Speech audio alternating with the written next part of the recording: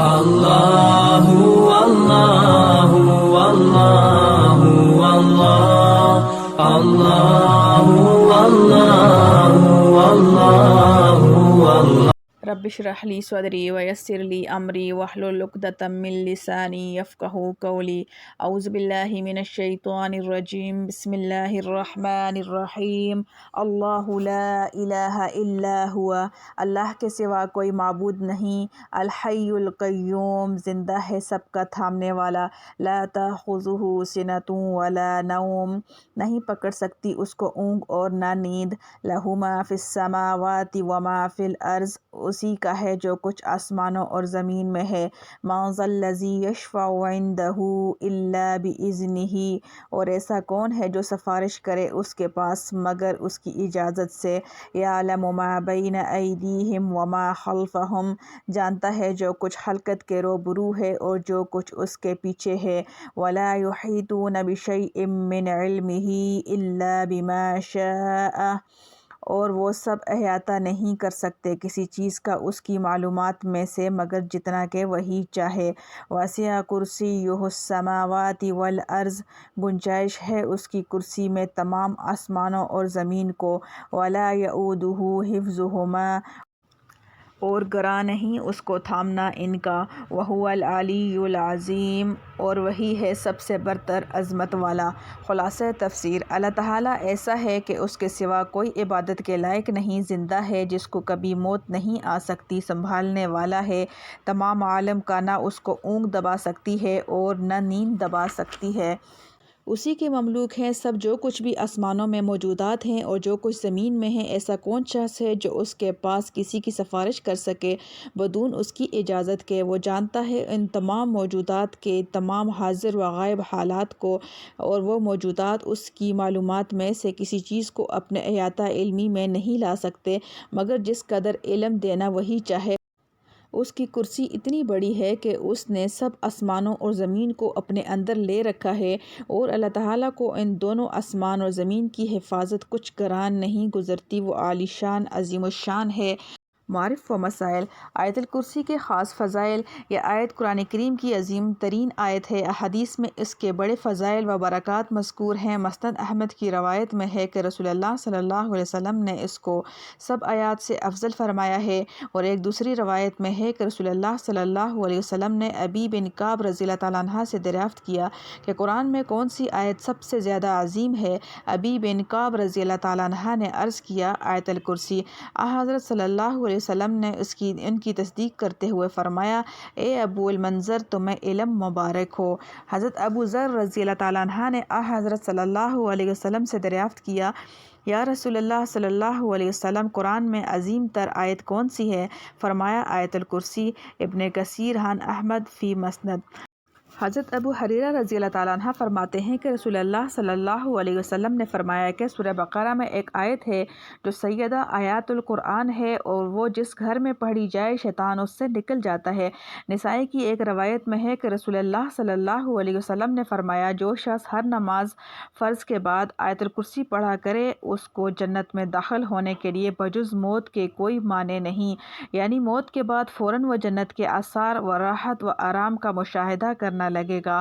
اس آیت میں اللہ جل شانہ کی توحید ذات و صفات کا بیان ایک عجیب و غریب انداز میں بیان کیا گیا ہے، جس میں اللہ جل شانہ کا موجود ہونا، زندہ ہونا، سمیع و بصیر ہونا، متکلم ہونا، واجب الوجود ہونا، دائم و باقی ہونا، سب کائنات کا موجد و خالق ہونا، تغیرات اور تاثرات سے بالا تر ہونا، تمام کائنات کا مالک ہونا، صاحب عظمت و جلال ہونا کہ اس کے آگے کوئی بغیر اس کی اجازت کے بول نہیں سکتا، ایسی قدرت کاملہ کا مالک ہونا کہ سارے عالم اور اس کی کائنات کو پیدا کرنے، باقی رکھنے اور اس کا نظام محکم قائم رکھنے سے اس کو نہ کوئی تھکان پیش آتا ہے نہ سستی، ایسے علم محیط کا مالک ہونا جس سے کوئی کھلی یا چھپی چیز کا کوئی ذرہ یا قطرہ باہر نہ رہے، یہ اجمالی مفہوم ہے اس آیت کا۔ اب تفصیل کے ساتھ اس کے الفاظ کے معنی سنیے۔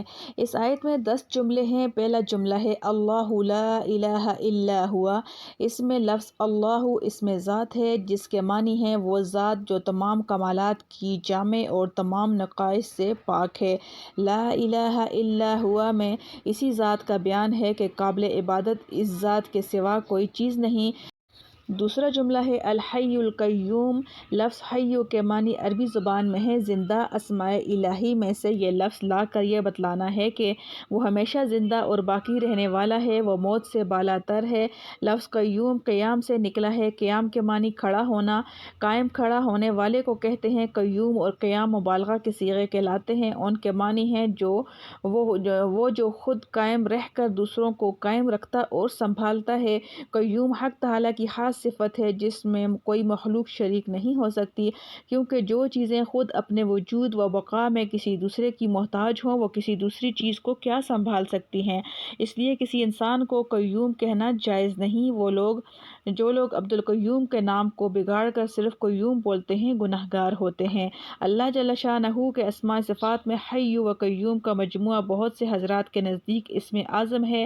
حضرت علی مرتضیٰ رضی اللہ تعالیٰ عنہ فرماتے ہیں کہ غزوہ بدر میں نے ایک وقت یہ چاہا کہ حضور صلی اللہ علیہ وسلم کو دیکھوں کہ آپ کیا کر رہے ہیں۔ پہنچا تو دیکھا آپ سجدہ میں پڑے ہوئے بار بار یا حی یا قیوم یا حی یا قیوم کہہ رہے ہیں۔ تیسرا جملہ لا تأخذہ سنۃ ولا نوم ہے۔ لفظ سنۃ سین کی زبر کے ساتھ اونگ کو کہتے ہیں جو نیند کے ابتدائی آثار ہوتے ہیں، اور نوم مکمل نیند کو۔ اس جملہ کا مفہوم یہ ہے کہ اللہ جل شانہ اونگ اور نیند سب سے بری و بالا ہے۔ پچھلے جملے میں لفظ قیوم نے جب انسان کو یہ بتلایا کہ اللہ جل شانہ سارے آسمانوں، زمینوں اور ان میں سمانے والی تمام کائنات کو تھامے اور سنبھالے ہوئے ہیں اور ساری کائنات اسی کے سہارے قائم ہے، تو ایک انسان کا خیال اپنی جبلت و فطرت کے مطابق اس طرف جانا ممکن ہے کہ جو ذات پاک اتنا بڑا کام کر رہی ہے اس کو کسی وقت تھکان بھی ہونا چاہیے، کچھ وقت آرام اور نیند کے لیے بھی ہونا چاہیے۔ اس دوسرے جملے میں محدود علم و بصیرت اور محدود قدرت رکھنے والے انسان کو اس پر متنبہ کر دیا کہ اللہ جل شانہ کو اپنے اوپر یا دوسری مخلوقات پر قیاس نہ کرے، اپنا جیسا نہ سمجھے۔ وہ مثل و مثال سے بالا تر ہے۔ اس کی قدرت کاملہ کے سامنے یہ سارے کام نہ کچھ مشکل ہیں نہ اس کے لیے تکان کا سبب ہیں، اور اس کی ذات پاک تمام تاثرات اور تھکان اور تعب و اونگ اور نیند سے بالا تر ہے۔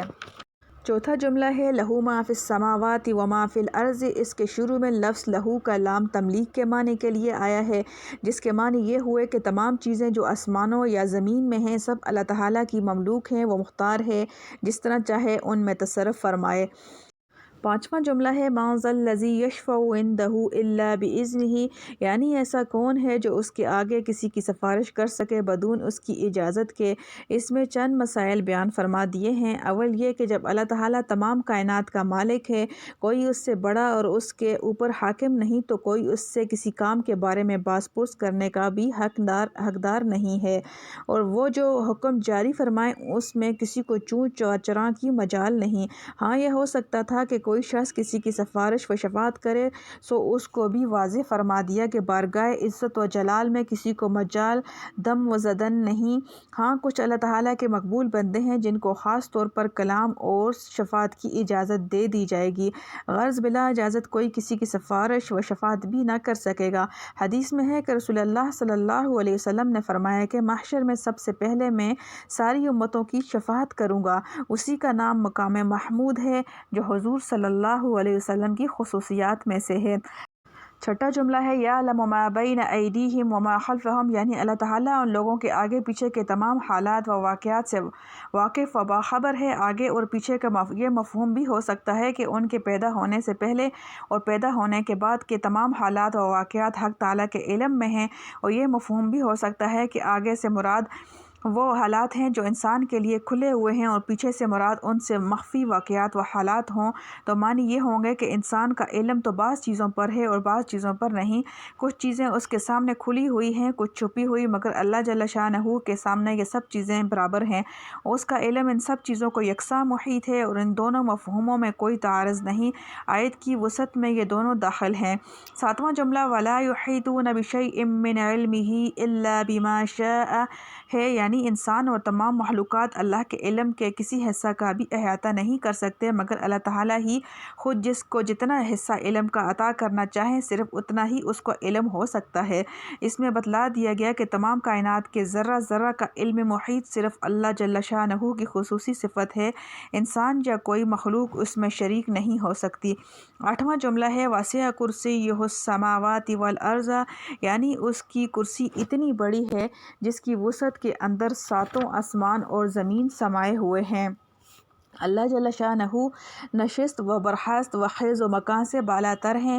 اس قسم کی آیات کو اپنے معاملات پر قیاس نہ کیا جائے، اس کی کیفیت و حقیقت کا ادراک انسانی عقل سے بالا تر ہے۔ البتہ مسند روایات سے حدیث سے اتنا معلوم ہوتا ہے کہ عرش اور کرسی بہت عظیم الشان جسم ہیں جو تمام آسمان و زمین سے بدرجہ بڑے ہیں۔ ابن کثیر رحمتہ اللہ علیہ نے بروایت حضرت ابو ذر غفاری رضی اللہ تعالیٰ عنہ نقل کیا ہے کہ انہوں نے حضرت صلی اللہ علیہ وسلم سے دریافت کیا کہ کرسی کیا اور کیسی ہے؟ آپ صلی اللہ علیہ وسلم نے فرمایا، قسم ہے اس ذات کی جس کے قبضہ میں میری جان ہے کہ ساتوں آسمانوں اور زمینوں کی مثال کرسی کے مقابلہ میں ایسی ہے جیسے ایک بڑے میدان میں کوئی ہلکا انگشتری جیسا ڈال دیا جائے۔ اور بعض دوسری روایات میں ہے کہ عرش کے سامنے کرسی کی مثال بھی ایسی ہی ہے جیسے ایک بڑے میدان میں انگشتری کا حلقہ۔ 9واں جملہ وَلَا يَؤُودُهُ حِفْظُهُمَا، یعنی اللہ تعالیٰ کو ان دونوں عظیم مخلوقات آسمان اور زمین کی حفاظت کچھ گراں نہیں معلوم ہوتی، کیونکہ اس قادر مطلق کی قدرت کاملہ کے سامنے یہ سب چیزیں نہایت آسان ہیں۔ 10واں آخری جملہ ہے وَهُوَ الْعَلِيُّ الْعَظِيمُ، یعنی وہ عالی شان اور عظیم الشان ہے۔ پچھلے 9 جملوں میں حق تعالیٰ کی ذات و صفات کے کمالات بیان ہوئے ہیں۔ ان کو دیکھنے اور سمجھنے کے بعد ہر عقل رکھنے والا انسان یہی کہنے پر مجبور ہے کہ ہر عزت و عظمت اور بلندی و برتری کی مالک و سزاوار وہی ذات پاک ہے۔ ان 10 جملوں میں اللہ جل شانہ کی صفات کمال اور اس کی توحید کا مضمون پوری وضاحت اور تفصیل کے ساتھ آ گیا۔ الحمدللہ حمدن کثیرا طیبا مبارکا فیہ کما یحب ربنا ویرضی۔ ربنا آتنا فی الدنیا حسنۃ وفی الآخرۃ حسنۃ وقنا عذاب النار۔